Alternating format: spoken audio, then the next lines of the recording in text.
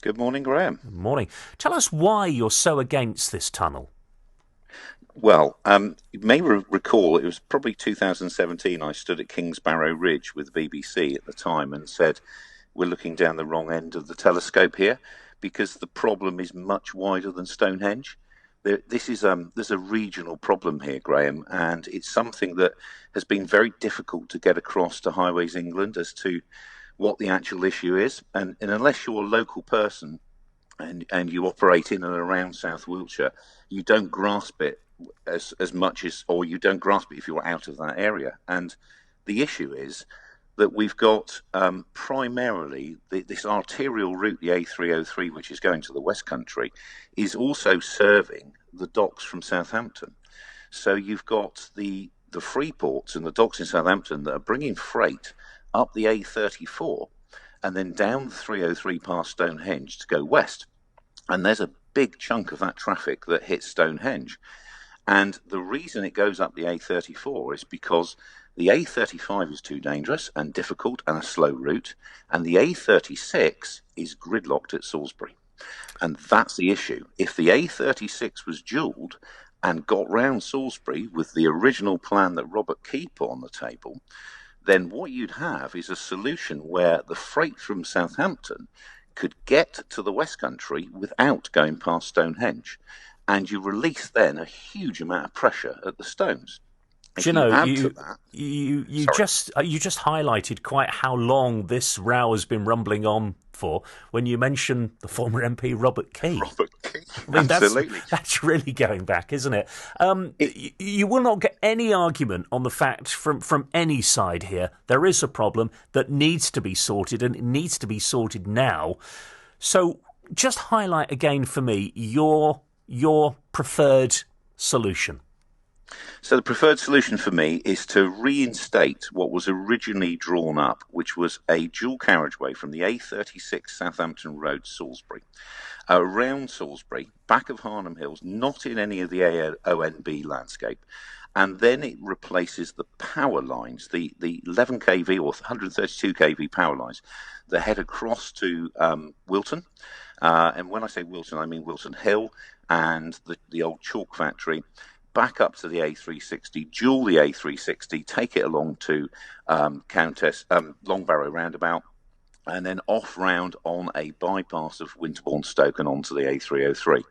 Thereby, you've got an access route to Churchill's Industrial Estate for Salisbury, the hospital. It would go past the hospital. You would end up with a route to Stonehenge from Salisbury.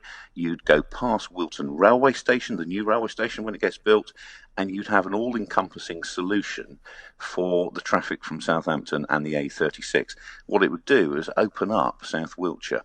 And if you've got a real problem then with the A303 still, bearing in mind you've released the traffic from it, you could connect the A30 to this road so that people could come off at Andover and come down round Salisbury and away without going past Stonehenge at all. And if you really wanted to stop people coming through Stonehenge, you could toll the bit of road outside Stonehenge. And Well, that's a good solution. you mentioned that, and that was an idea also mentioned by the Stonehenge Alliance Group to put a toll on that stretch of the A303. Which, there's looking at the other side of that argument, a lot of people saying, well, that's not good for local business or tourism to toll the road.